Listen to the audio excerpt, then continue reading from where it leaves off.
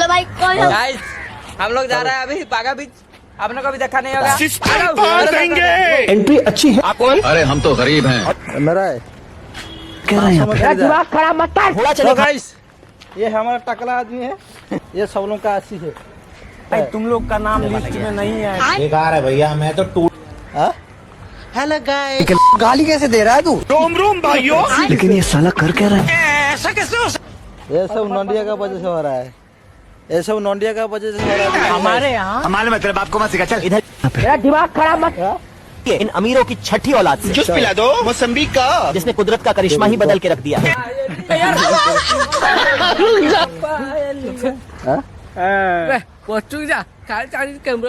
दानिश भाई जिंदा रहते थे ना, किसी का नाम ही नहीं रहता था। हमको सिर्फ फांसी का सजा चाहिए और जंगल सफारी। ये आतंकवादी का प्रेम है। लो भैया डबल स्टार्टिंग में ये आशी